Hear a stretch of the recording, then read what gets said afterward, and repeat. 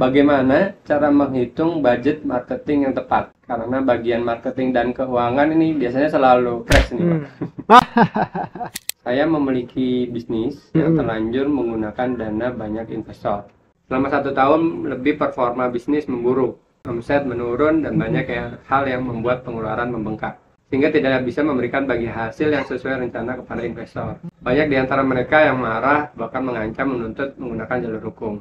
Nah, ini bagaimana cara saya menghandle investor agar mau sabar dan memahami kondisi.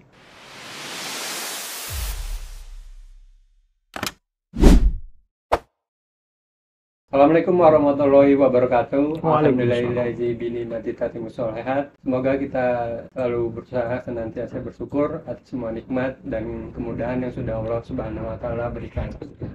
Allahumma sholli wa sallim ala nabiyina Muhammad. Salawat dan salam semoga senantiasa tercurahkan kepada baginda Nabi Muhammad sallallahu alaihi wasallam beserta seluruh keluarga, para sahabat, tabiin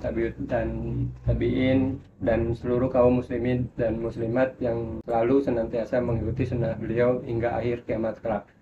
Hai Sobat Ziko, welcome back di Muslim Management Q&A bersama saya Abdan Masin. Insya Allah selama 1 jam ke depan kita akan berdiskusi kembali seputar pengembangan bisnis dengan narasumber para konsultan yang ahli di bidangnya. Semoga bisa bermanfaat untuk Sobat Ziko yang sedang menyimak video ini. Kali ini bersama Pak Ido Wiba. Apa kabarnya nih Pak Ido? Alhamdulillah. Keluarga sehat. Alhamdulillah. Sehat semua. Ini izin saya. Terima kasih sudah meluangkan waktunya hadir bersama kami di studio ini, Pak Ido.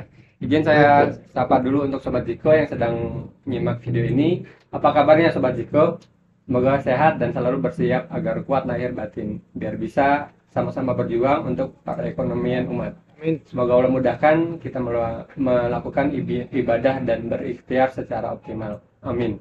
Oh ya, buat Sobat Ziko yang sudah menyimak, boleh dong ketik di kolom komentar dari kota mana saja, biar kami tahu dan semoga nantinya kita saling mengenal dan berukhuwah suatu saat bisa datang ke kota tersebut dalam waktu dekat. Oh ya Sobat, kalau suara kami tidak terdengar atau bahkan hilang, kabari kami di kolom komentar ya. Barakallahu fikum. Pak Ido, secara umum ini kan kita sudah tahu ya kalau yang namanya ilmu keuangan ini. Ya, topiknya keuangan ya berarti. Betul. Manajemen keuangan, baik. Penting diketahui oleh baik business owner ataupun pengusaha muslim atau di bagian keuangannya itu sendiri.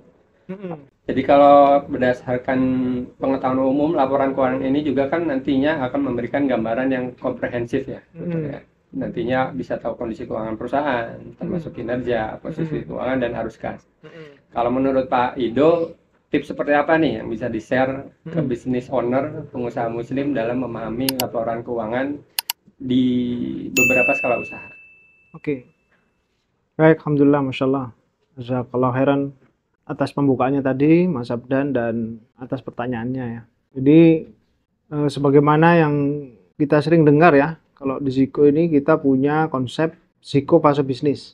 Ya, ada 5 fase bisnis. Yang pertama, dan ini berdasarkan umur dari perusahaan.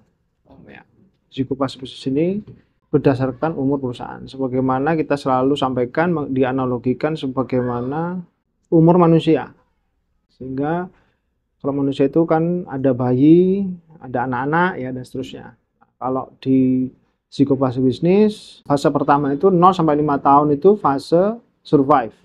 Namanya kita namakan fase survive. Kemudian 6 sampai 10 tahun itu fase exist. Kemudian 11 sampai 15 tahun itu fase growth. Kemudian 16 sampai 20 itu fase expansion, dan seharusnya di atas 20 tahun itu bisnis ini atau perusahaan ini sudah masuk di fase mature.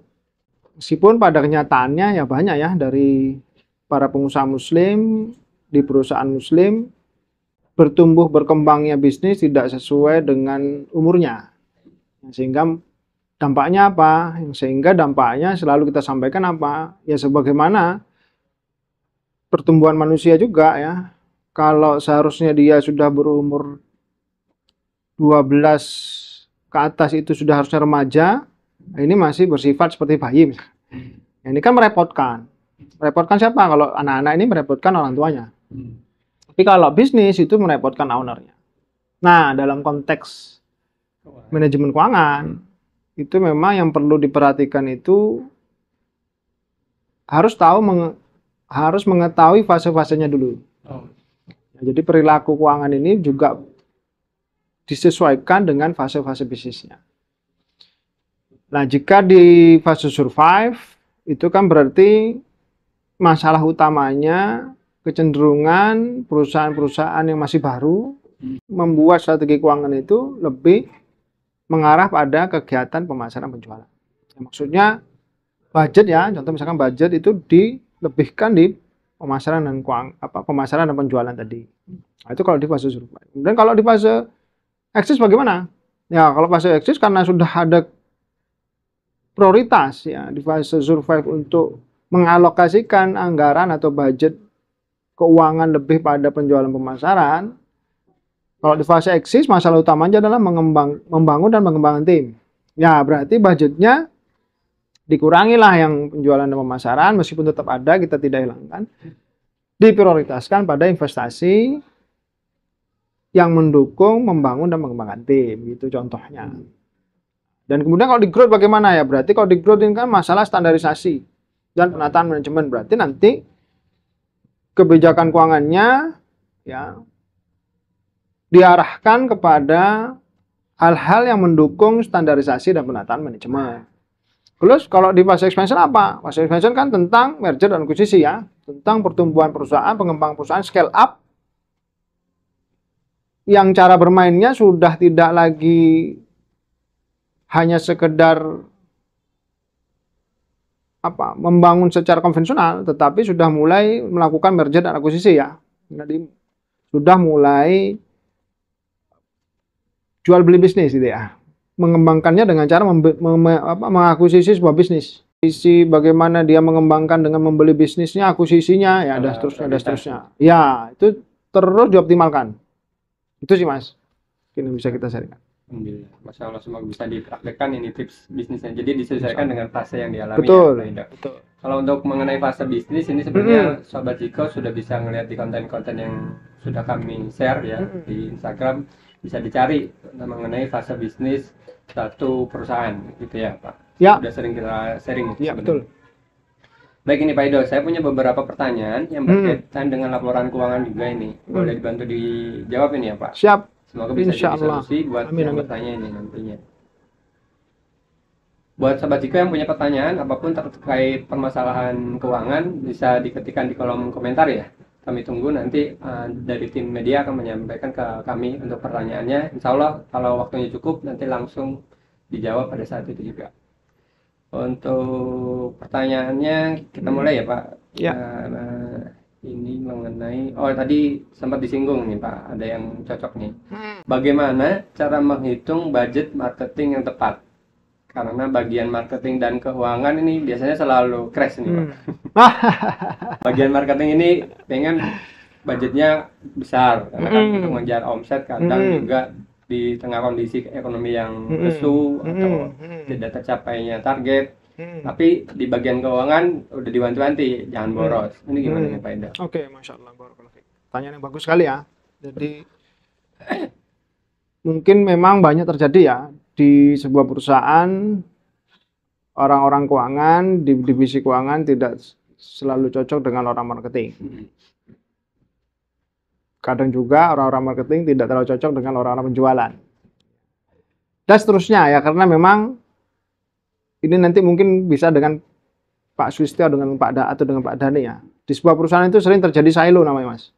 Silo itu antar divisi ini seakan-akan berdiri sendiri ya. Dan itu sangat tidak baik, ini toksik ya. Dan insya Allah jika kita sebagaimana di, agak melenceng dikit nggak apa-apa ya, ini sebagaimana di bisnis tanpa formula ya, di Ziko bisnis tanpa formula, jika kita semua insya Allah di tim itu menerapkan kaidah Islami ya, berpegang teguh pada ketakwaan yang mungkin menceritakan ya, karena itu mungkin rahasia perusahaan, ya bisa disetting kebijakan ya.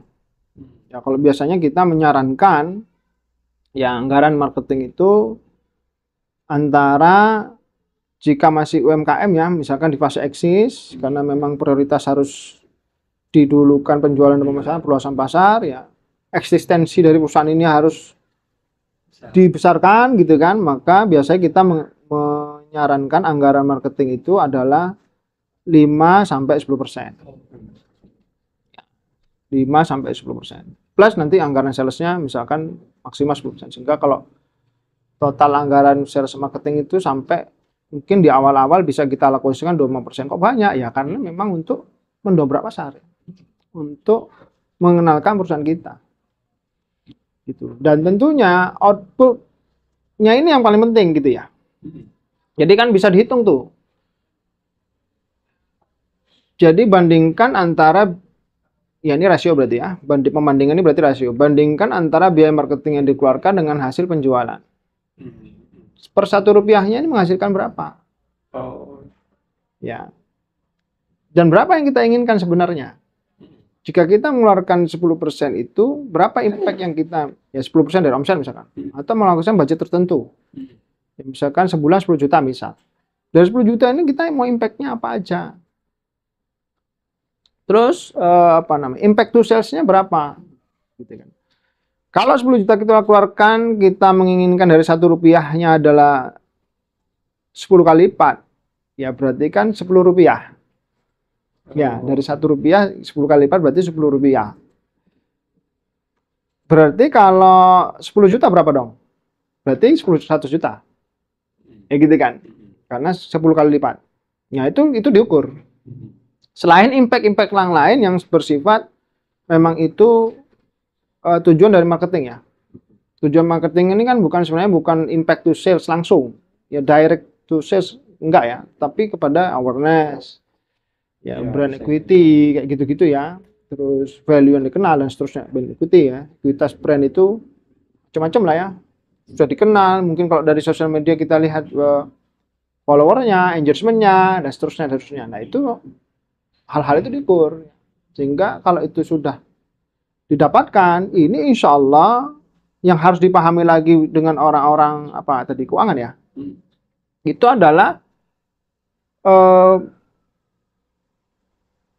biaya impact to intangible asset. Nah, kaitannya itu sebenarnya kalau di sisi keuangan ya berarti bagaimana dia mengeluarkan biaya marketing ini akhirnya intangible assetnya akhirnya menjadi besar. Seperti nilai brandnya. Taunya dari mana? Ya taunya nanti kalau sudah mau dijual. Maksudnya jual saham. Iya, valuasi saham. Nah, ini seharusnya keuangan punya kepentingan. Nah, makanya kita selalu sampaikan sebenarnya nggak ada yang paling penting dari sebuah perusahaan itu. Apakah penting orang keuangan, apakah penting orang marketing, atau kadang ada yang biasanya kalau pengusaha muslimnya background-nya adalah orang sales, orang penjualan bilangnya ya yang penting omset. Loh, ada omset kamu nggak kelola dengan baik, nggak ada orang keuangannya, ya boncos juga. Ya.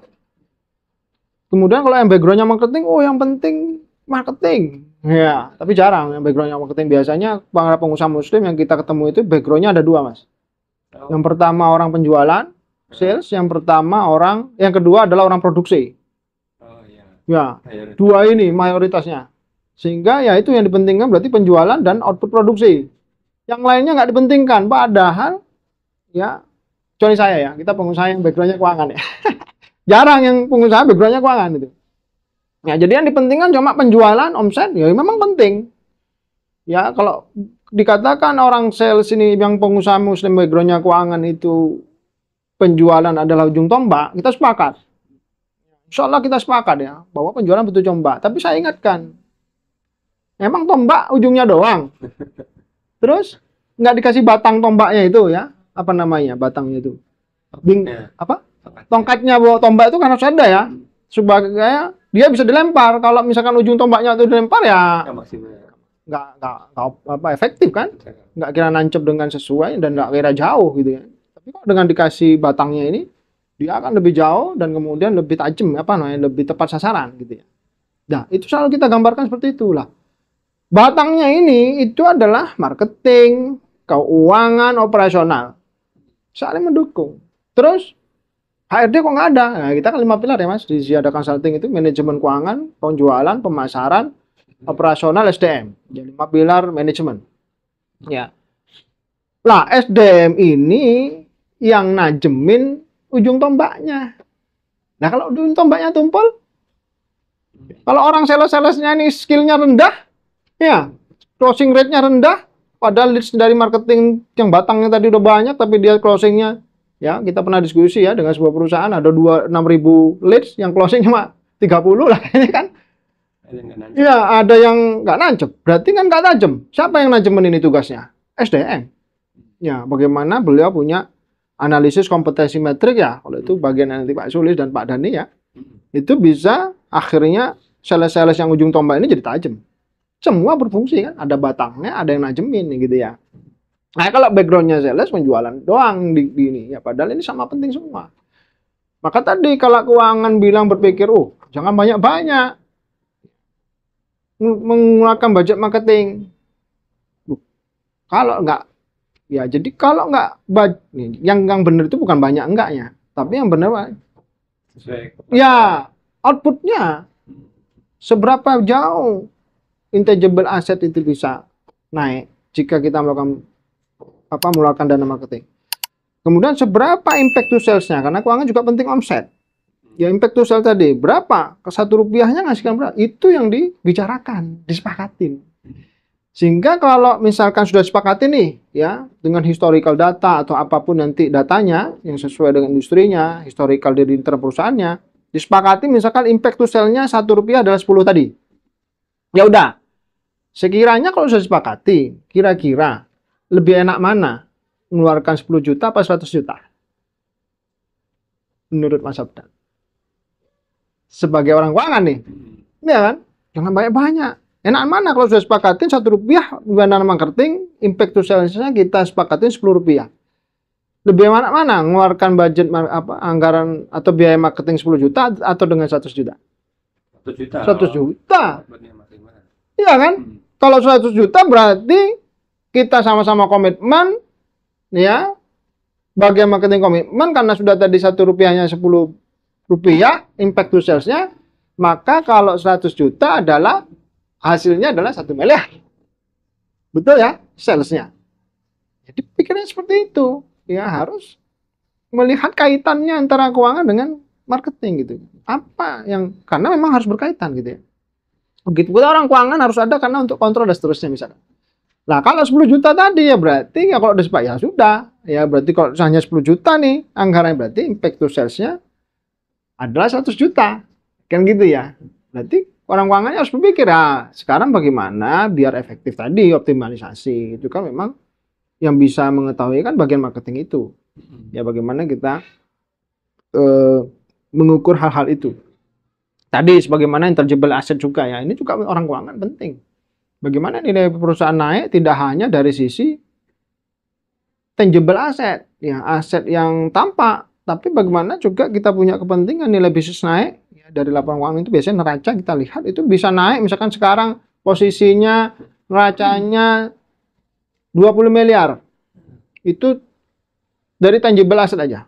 Bagaimana nanti intangible asset ini biasanya nanti kalau jualan saham ya, nilai pasarnya itu bisa ada sisa agio sahamnya. Agio saham itu berarti selisih dari nilai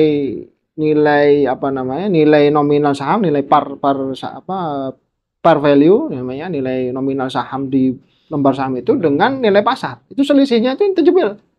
Nah, itu dampak dari mana? Dampak dari marketing. Ya, dampak dari marketing. Bahkan ada bahasanya digoreng tuh saham ya. Yang goreng ini siapa?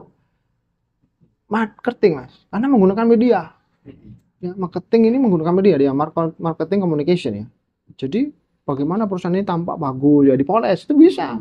Ya, tapi kita kan tidak menyarankan itu ya. Bagaimana marketing ini natural, memang value atau nilai perusahaan yang memang bukan tauriah ya bahasa istilah bukan mengada-ngada.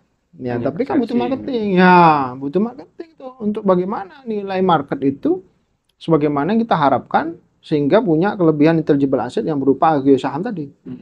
Nah, itu kerjaan marketing dan dampaknya ke siapa nih? Keuangan. Ya kan? Nah itu Mas. Jadi nggak ada tadi kembali ke pertanyaannya. Budget marketing yang tepat ya. Gitu ya.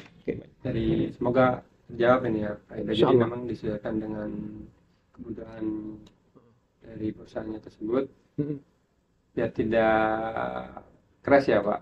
Jadi Nah. kalau sama-sama satu tujuan, Ya, sama satu harus tahu target, ya dan impact. ada perhitungan Iya, yang cepat, insya Allah akan menghasilkan baik dari segi keuangan sama marketing Iya. akan mendapatkan hasil yang optimal. insya Allah saling berkaitan. Sudah ada pertanyaan yang masuk ini ya.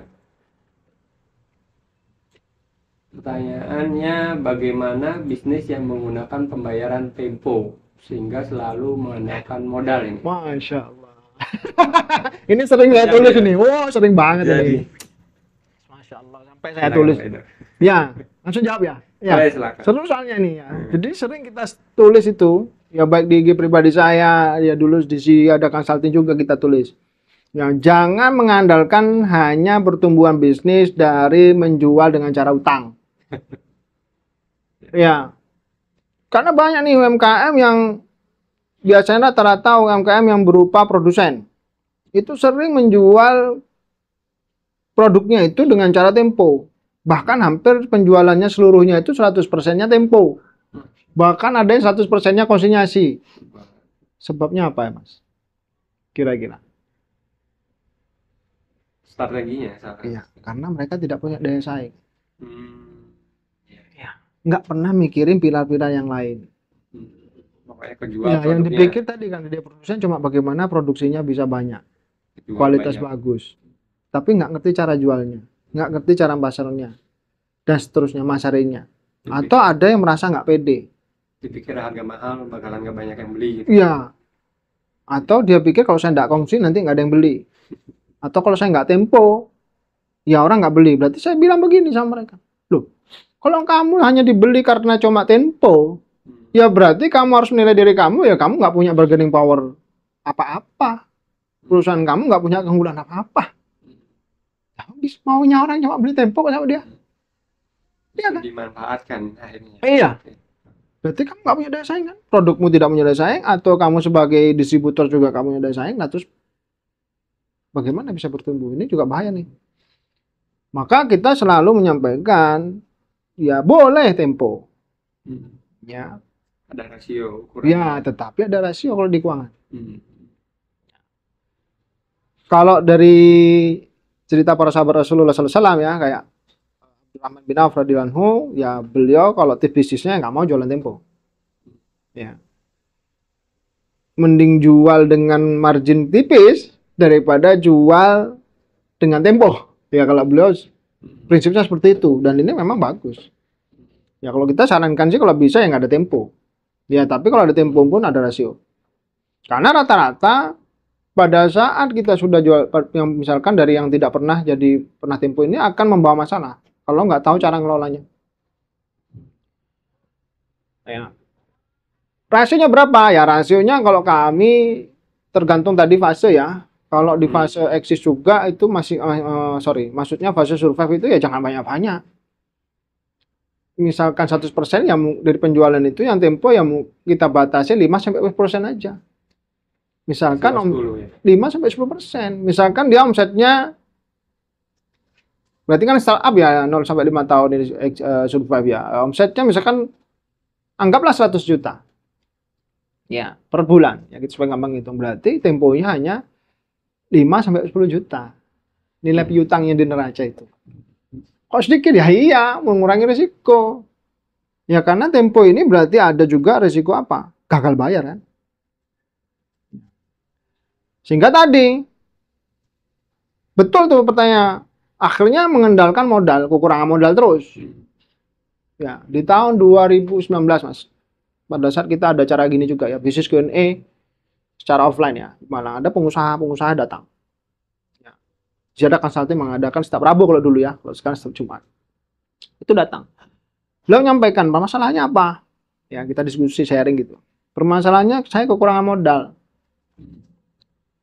Pertanyaan saya cuma satu, karena saya tahu beliau ini perusahaannya distributor material bangunan. Kita tanya, kalau distributor ini biasa sudah jual tempo. Langsung kita tanya, langsung kita cek apa namanya, langsung to the point aja. Piutang Bapak berapa? Piutang perusahaannya berapa? Saya bilang. Langsung disampaikan. Pertama gini, Ding, bukan piutang berapa. Saya tanya, butuh modal berapa? Nggak banyak sih, Pak. Berapa? 500 juta kebutuhan modalnya untuk membeli persediaan ya, kan distributor ya, untuk modal kerja. Oke. Terus saya langsung tanya, ya, piutangnya berapa? Ya, ternyata, ya ini agak lucu juga gitu kan. Piutangnya 2 miliar.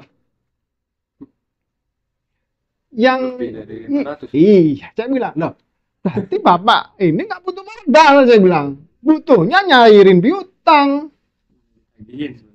Ditagihin, tapi kan tadi kan dia karena rasionya melewati. Berapa sebulan omset mah? Ya, sekitar 700-800. Terus itu Tempo semua. Iya, bayarnya kadang sebulan. Loh, 100%, hampir 100% penjualannya Tempo. Nah, terus daya saing kamu apa? Nggak ada sama sekali. Dia bilang kalau saya nggak tempoin, nggak ada yang beli. Ya, itu harus dipikir bagaimana kamu perusahaan ini kalau cash ada yang beli. Ya, jangan, itu risiko banget. Nah, berarti kamu sebenarnya nggak butuh modal. Perusahaan ini sebenarnya nggak butuh modal, ya cairin aja. Saya bilang ya cairin aja separuh nih 1 M. Kamu perusahaan ini lebih dapat dari 500. Kemudian nggak ada biaya lagi. Kalau modal itu kan ada cost of capital, Mas. Ada biaya pasti yang dikeluarkan. Misalkan apa biayanya? Bagi hasil ya. Kalau secara Islam ya, kita bukan riba ya, bagi hasil. Yang mudah kita dalam mengelola keuangannya sehingga menganggap omset itu dari nilai piutang. Ya, saya selalu sampaikan loh, emang piutang ini langsung jadi cash? Ya nggak bisa, belum tentu. Kalau tertagih, kalau nggak tertagih ya apa? Ada risiko tadi kan nggak tertagih. Berapa kamu alokasikan itu? Ya bisa-bisa kalau klien mereka ini customer mereka ini nggak diklasifikasi dengan baik pun bisa-bisa risiko tidak tertagihnya itu lebih tinggi, Mas. Kadang teman-teman UMKM ini pada saat milih konsumen yang dibeliin Tempo ini mengklasifikasinya kurang detail. Ya, sehingga sebenarnya kalau kita klasifikasikan lagi, wah, parah sudah gitu bahasanya. Bisa jadi alokasi dana tidak dana tidak tertagihnya, piutang tidak tertagih itu sebenarnya sampai 50% gitu. Ya, ini belum dilihat. Terus saya sampaikan, kalau perusahaan yang kamu jualin itu punya utang riba, apalagi Muslim, ya siap-siap. Kalau Allah sayang kepada pengusaha ini, suatu saat dia bangkrut, kalau kamu masih ada utang di situ, ya ikut kanyut gitu kan, ikut nggak ketagih gitu loh. Itu ditanyain, kamu punya utang riba enggak? Ya, kalau punya utang riba, mau Tempo pun mungkin dibatasin atau menghindarin kan gitu ya. Perusahaan-perusahaan Muslim yang punya utang riba, yang dikasih Tempo. Apakah ada jaminan pada saat beliau bangkrut karena Allah sayang sama perusahaan usaha ini ya? Nah, kalau ada punya utang riba nggak tobat-tobat, biasanya dikasih ujian ya, kebangkrutan gitu ya. Banyak teman-teman kita yang hijrah riba itu bangkrut karena ya qadarullah ma syaa fa'ala ya. Salah satu kemungkinan adalah tidak berkahnya hartanya karena ada utang riba. Terus pada saat di situ titik itu perusahaan ini bangkrut karena utang riba, kemudian kita masih ada siapa yang jamin dia belum mulai kan? Kan ya. Nah, kayak gitu-gitu loh, itu nggak dipelajari, nggak diklasifikasi gitu ya. Bahkan sampai menilainya baik, yang mana bisa baik. Ya ini ada peristiwa, Mas. Ya di klien kita ya. Sifatnya kongsi. Terus dikatakan ya ngongsinya itu sampai 60 toko, 60-an lah, 60 customer. Terus dianggapnya 60 ini baik semua. Oh, baik semua, super. Cuma kongsi, super. Coba kamu tarikan.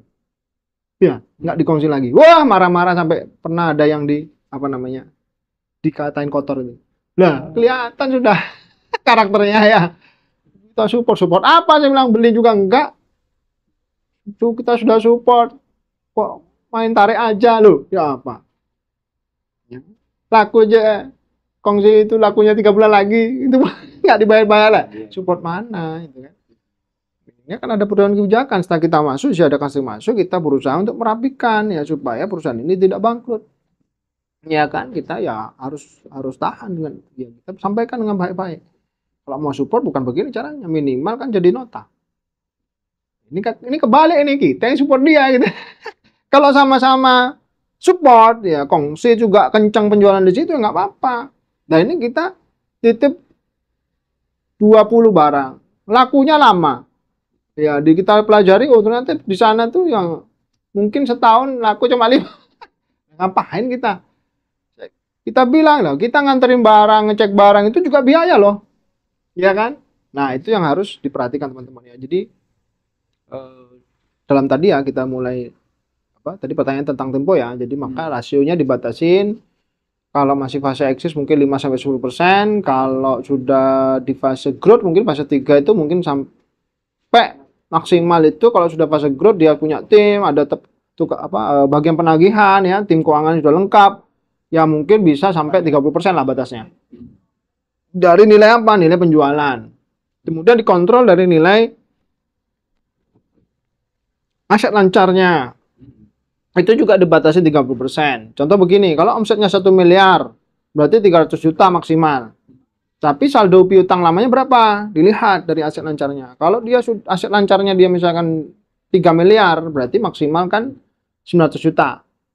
Ternyata saldo piutang yang lama 600 juta. Ini ketambahan baru 1 miliar, piutangnya 300 juta. Berarti sudah berapa? 900 kan? Berarti bulan depan nggak boleh ada piutang. Atau tagih dulu. Bulan depan ada pembayaran. Nah, limit itu yang kita pakai terus. Ya. Karena sebagaimana yang disampaikan Rasulullah SAW, sepertiga itu udah banyak.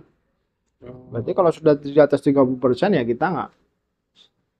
Sepertiga ya? Iya. Sepertiga aja. Kalau sudah 50%, wah ini repot. Yang membahayakan keuangan perusahaan. Itu Mas. Masya Allah, menarik ini. Jadi sudah harus diantisipasi di awal ini ya, jadi pembayaran tempo itu tidak diandalkan 100%. Oh jangan. Fase growth aja maksimal 30%. Fase eksis 15% aja belum ada tukang penagihan, masih diri dia sendiri. Sungkan-sungkanan, nanti sungkan nggak ditagih. Ini ada pertanyaan hampir serupa ini, mengandalkan ininya juga. Saya memiliki bisnis yang terlanjur menggunakan dana banyak investor. Setiap cabang bisnis saya menggunakan investor yang berbeda ini. Bahkan ada yang lebih dari 2 investor untuk satu cabang. Masya Allah. Selama 1 tahun lebih performa bisnis memburuk. Omset menurun dan banyak hal yang membuat pengeluaran membengkak. Seperti perbaikan tempat, kerusakan peralatan, ini operasional berarti ya. Sehingga tidak bisa memberikan bagi hasil yang sesuai rencana kepada investor. Banyak di antara mereka yang marah, bahkan mengancam menuntut menggunakan jalur hukum. Nah, ini pertanyaannya, bagaimana cara saya menghandle investor agar mau sabar dan memahami kondisi. Termasuk lumayan banyak ini ya kejadian itu. Nah, startup itu sepertinya menjanjikan terlihat. Masya Allah, barakallahu fikum ya. Makanya kita selalu sampaikan ya. Biasanya di kelas kita tentang investor ya, alhamdulillah udah terlaksana kalau nggak salah sampai batch 15 ya. Dan kita terus mengedukasi bahwa yang pertama adalah sebenarnya ya kalau kita kembali ke fase bisnis risiko, yang layak untuk membuka peluang investor atau mendapatkan investor itu sebenarnya layak ya, yang mengurangi masalah, apalagi sampai jalur hukum dan seterusnya itu perusahaan-perusahaan yang sudah di fase 4 atau fase expansion. Kenapa? Ya karena tadi dia sudah siap timnya, di fase eksis dia sudah melakukan menemukan pola pemasarannya, dia sudah mempunyai omset yang dari produk unggulan, yang sudah stabil omsetnya, kemudian di fase eksis dia sudah mempunyai tim, ya bahkan mungkin sampai pada saat di fase expansion dia mempunyai layer tim itu sampai minimal 4 layer. Ya 4 layer itu berarti dewan direksi, di atas manajer, general manager, ya kemudian manager, kemudian supervisor. Ya, itu minim tuh. Udah punya orang-orang hebat lah ya, orang-orang profesional yang 4 layer ini yang sekiranya bisa meminimalisir resiko. Ya, pengelolaan resikonya lebih baik. Nah, kemudian setelah itu di fase growth mereka sudah melakukan penataan manajemen dan standarisasi ya, norm-norm bahasanya ya. Kalau di orang operasional itu norm bahasanya. Standarisasi yang baik, penataan manajemen yang baik, mungkin pakai bahkan sudah tersertifikasi misalkan ISO 19015, ISO dan seterusnya ya. ISO itu yang memang bukan tujuan ISO-nya bukan hanya untuk mendapatkan project ya. Biasanya kan teman-teman melakukan sertifikasi kan untuk belajarkan. Enggak, tapi memang untuk apa namanya? Implementasi yang baik di sebuah perusahaan, mengurangi risiko ya, meminimalkan dampak dan probabilitas risiko. Maka kalau kami sampaikan risiko itu, Jadaka Sakti menyarankannya bisa menerima dana investor, yaitu sebenarnya di fase expansion yang layak. Sehingga tadi meminimalkan dampak dan probabilitas risiko. Ya kan, kebangkrutan dan seterusnya tadi ya. Nah, qadarullah wa masyafa'ala, ya teman-teman ini banyak yang masih bahkan di fase survive langsung nerima investor. Ya. Betul, saat ini ada kebijakan ya yang setahu saya adalah jika perusahaan-perusahaan investor company itu investment company ya, perusahaan investment company ya, itu 1% dananya dia harus dialokasikan pada startup. Makanya banyak sekarang startup mendapat dana itu. Itu sebenarnya dari 1% modal yang investor company, investment company, perusahaan investasi. Jadi perusahaan itu kan ada dua ya, perusahaan dia memang operator, dia memang bisnis di situ, ada yang perusahaan bisnisnya investasi. Nah, ada kebijakan, ada peraturan internasional kalau nggak salah, itu 1% dana mereka ini harus dialokasikan kepada UMKM bahasa kita, startup terutama. Ya. Tapi ini kan musuhnya lembaga. Ya. Ini perusahaan investment company yang dia menjalankan regulasi internasional. Sehingga mereka sudah tahu resikonya. Jika saya menginvestasikan karena juga aturan, sebenarnya dia mungkin ya nggak mau ya, karena resiko ya. Karena investor yang dipikirkan itu apa mas? Sebenarnya bukan profit ya. Kalau yang investor yang profesional itu yang dipikirkan adalah keamanan dananya. Seharusnya. Iya. Bahkan mungkin yang awam yang sadar akan keuangan, financial literasinya lumayan bagus, itu pasti mikirnya ya aman dana saya. Tapi kalau yang awam, bukan investor profesional, yang dimintanya hasil yang besar. Makanya banyak yang ketipu ya, penipuan investasi bodong, karena apa yang yang dilihat orang investor yang khilaf ini.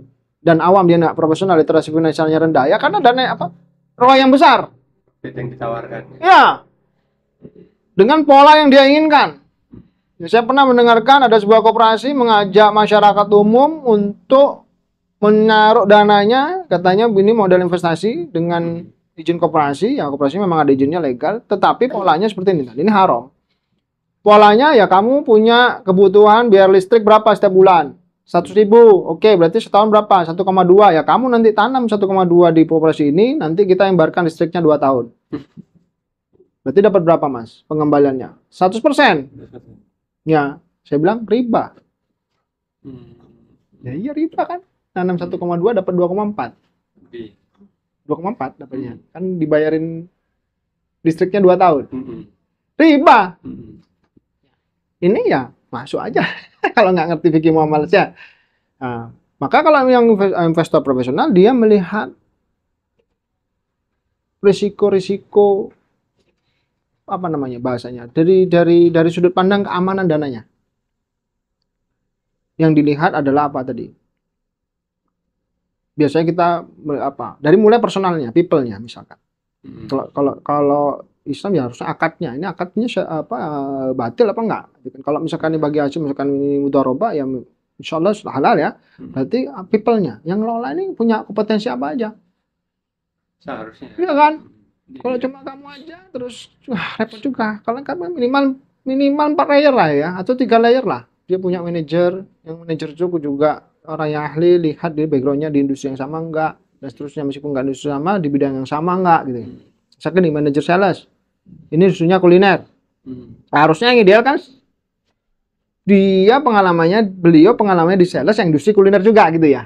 Itu ideal. Tapi minimal beliau pengalaman di sales meskipun industrinya beda. Ya karena bedanya cuma playing field aja ya, tapi secara ilmu masyarakat sama gitu ya. Nah, kayak gitu loh. Itu harusnya kalau investor yang profesional diperhatikan loh. Makanya kalau di profil prospektus itu kan ada tim. Harusnya dinilai. Nanti dari cara yang menerima investor modal tadi kan udah kolaps nih, udah lagi. Supaya membujuk investor ini tadi gimana? Ya nggak bisa dibujuk. Ya sudah wajar. Iya. Harus terima. Iya, jadi Tapi ya apa? Diedukasi bahwa tadi resiko kebangkrutan itu bisa terjadi kan? Ya udah ini resiko bisnis. Cuma tadi dilihat sebabnya apa. Kalau sebabnya kelalaian ya dia harus bertanggung jawab 100%. Beliaunya pengusaha ini. Tapi kalau sebabnya karena memang natural, ya karena memang tadi bisnisnya belum siap, ya dan seterusnya ya. Ya ini memang ya nggak bisa disalahkan pengusaha lah. Salahnya ya kenapa investornya? Ini enam kita sudah tahu ini masih startup, sudah tahu ini belum proven dan seterusnya, ya buru-buru menanami. Ya sehingga ya diedukasi untuk tadi bahwa ya semua itu ada risikonya. Cuman ini tadi sebabnya karena kelalaian apa bukan, dan pengusahanya harus terbuka. Jelaskan secara terbuka. Ini kenapa ruginya, dampak kenapa sebabnya harus tahu. Ya sebabnya karena ini. Ya tahu, sehingga memang ini ya apa namanya risiko bisnisnya. Ya udah berarti enggak bisa kembali uangnya. Terus exit plan-nya apa? Ya kami selalu sampaikan, exit plan itu sebenarnya di depan. Jangan kalau sudah kejadian seperti ini. Kami di kelas-kelas kita, Ziko tentang investor, Muslim investor masterclass, kita sampaikan. Ya exit plan itu di depan. Ya, resiko terjeleknya apa? Ya bangkrut toh. Kalau bangkrut ya apa? Apa jalan keluarnya? Ya, jika terjadi, biasanya kan gini, lupanya aset semua, nggak ada uang cashnya, ya terus gimana asetnya ini mau perlakukan apa? Ya, ada perusahaan di sebuah listing di sebuah security funding gitu ya, menyatakan pilot. Padahal ini suku ada jaminan lah. Jaminan ini duduk di appraisalnya likuiditasnya sampai seberapa. Nah kayak gitu loh, exit plan-nya ini nggak jelas. Ya, ternyata ini apa jaminan dibawa lari sama kayak gitu-gitu loh. Lah ini gimana? Exit plan dulu gimana? Di prospektusnya ada nggak? Makanya kita selalu sampaikan ya, kebanyakan pada saat teman-teman konsultasi pada kita, pada Ziko tentang prospektus bisnis, itu banyak yang tidak mencantumkan resiko dan mitigasinya. Atau resiko ada, mitigasi ada, tapi terlalu umum.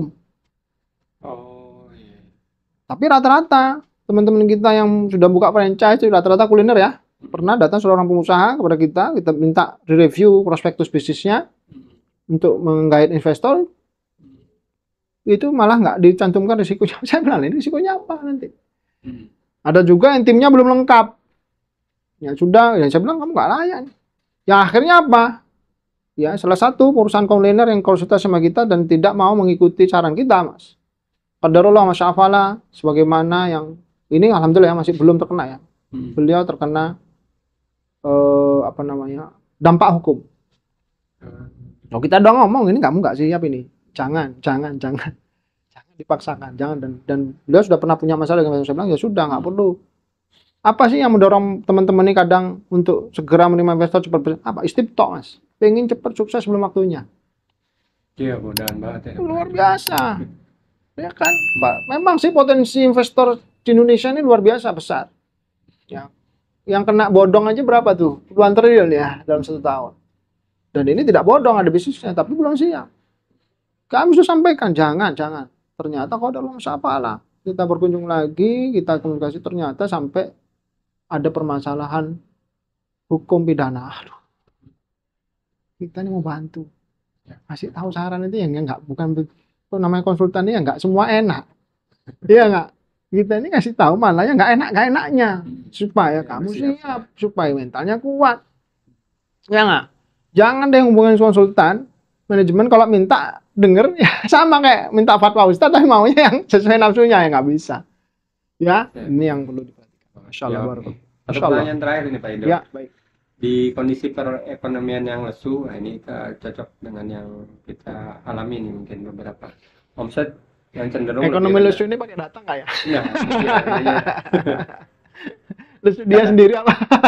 Biasanya sih seperti itu. Gitu ya. Di kondisi perekonomian yang lesu, omset yang cenderung lebih rendah dari tahun-tahun sebelumnya, padahal berbagai upaya pembenahan marketing dan sales sudah dilakukan.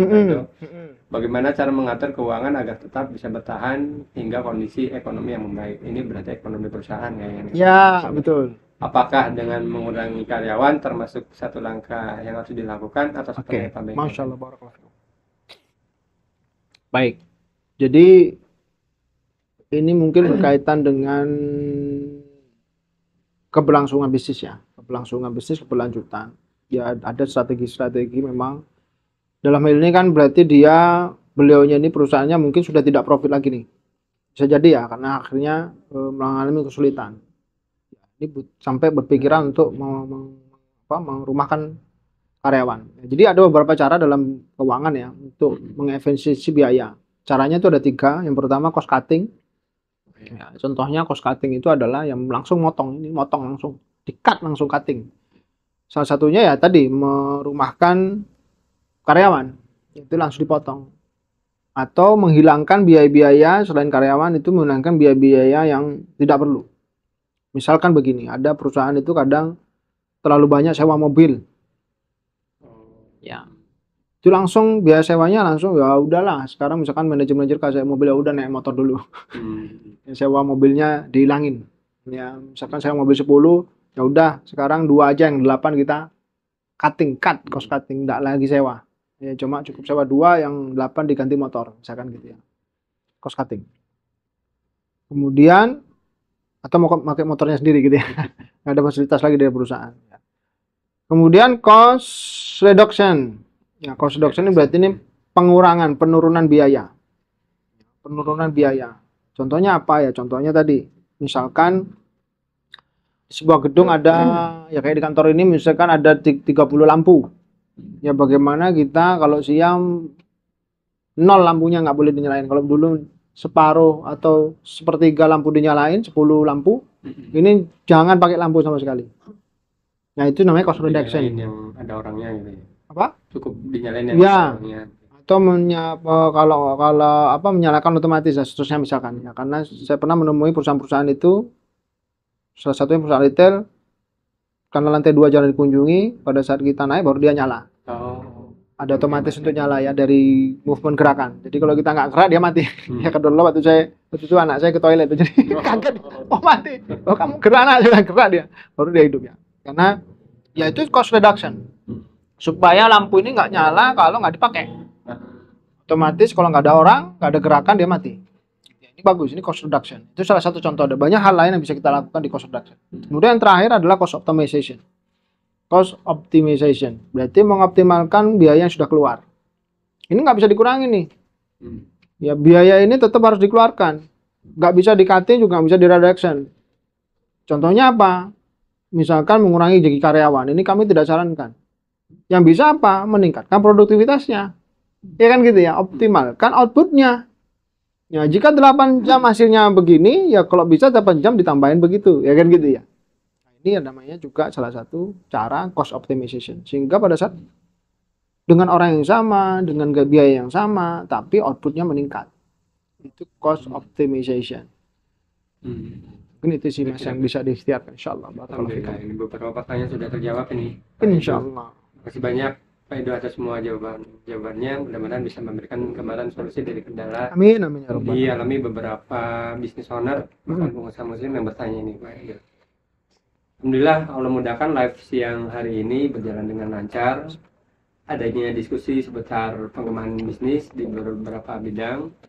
Jadi untuk di live IG kali ini membahas tentang ilmu keuangan ya Sobat Ziko. Saya pribadi mewakili dari tim Ziko, mohon maaf jikalau selama live berlangsung ada bentuk kesalahan baik ucapan ataupun gerakan dari yang kami lakukan. Semoga live siang hari ini bermanfaat. Insya Allah selama hari Jumat jam 1 kita ada live untuk membahas terkait 5 pilar tadi ya Pak Indro. Insyaallah. Sobat Ziko bisa pantau terus di konten-konten yang Ziko upload ya tiap harinya. Sampai ketemu nanti di Jumat depan. Kita ucapkan alhamdulillah. Alhamdulillah. Alhamdulillahirobbilalamin. Subhanallah hamdik. Majelis. Asyhadu an la ilaha illa anta astaghfiruka wa atubu ilaik. Barakallahu fikum sahabat Ziko. Assalamualaikum warahmatullahi wabarakatuh. Pengusaha muslim kuat untuk perekonomian umat. Ziyadah Consulting.